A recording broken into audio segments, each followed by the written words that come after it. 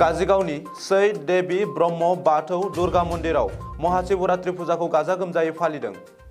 कक्राझार जिल्लानि सिङाव थानाय पर्बतजरा काजिगावनि सैद देवी ब्रह्म बाथौ दुर्गा मन्दिराव गुबुन गुबुन बोसोराव फालिबोनाय बादि देग्लायबो महाशिवरात्रि फुजाखौ गाजा गोमजायै फालिदों। फुंबिलि समाव पर्बतजरा ओनसोलनि गुबुन गुबुन गामिनि सुबुंफोरा ज' जानानै आहुति होनानै बेनि उनाव खाम जथा सिफुं दामनानै रंजा बाजायै काजिगाव गामि खाथिजों बोहैलांनाय सिस्ति दैमानिफ्राय दै लानानै फैयो आरो बेनि उनाव फुजाखौ होफैयो। गुबुन बोसोराव फालिबोनाय बायदि जोङो देग्लायबो शिवरात्रि ब्रतखौ फालिनो आखायाव लादों आरो जोङो दिनै फुंबिलि समाव खम जैग'नि गेजेरजों निस्थार गोथार फोथारदों। दिनै निस्थार गोथारखौ मानि थाखाय फोसाबदों?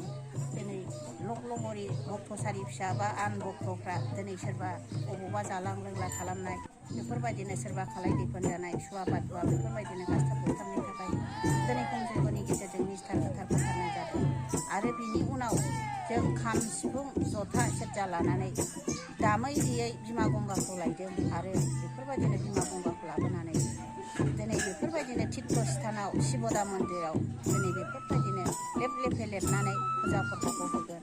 फुजा फोरबोखौ बिदिनो 5टा 6टानिफ्राय आरम्भ खालामगोन। गिबियावनो दिनैहाय आङो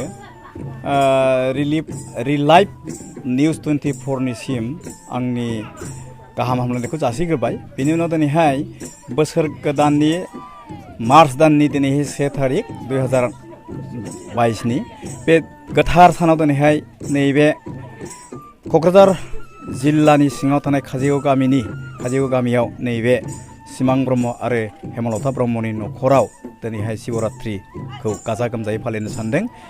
बेहाय गुबुन गुबुन ओनसोलनि सुबुंफ्रा बेहाय ज' जाफैदों। जेरै गुबुन गुबुन बोसोराव जेरै गाजा गोमजायै खुंनाय जादों बे बोसोरावबो गुबुन गुबुन आइ आफानि ज' जानानै दिनैहाय गाजा गोमजायै बे माबाखौ शिवरात्रिखौ माने खुंनो बेहाय लाहार फाहार खालामनाय जादों।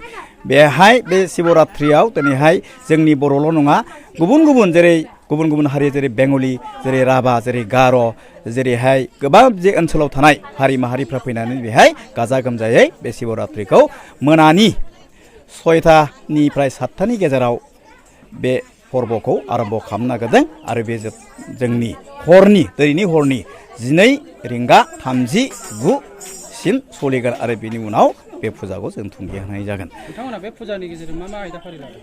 बे फुजानि गेजेरजों जोङो माने फुजाजों लोगोसे बेहाय दामनाय देनाय दा सल' खोन्थानाय गोबां बे शिवरात्रिनि सोमोन्दै सावरायनो जोङो बेहाय हाबाफारिखौ लानाय जादों।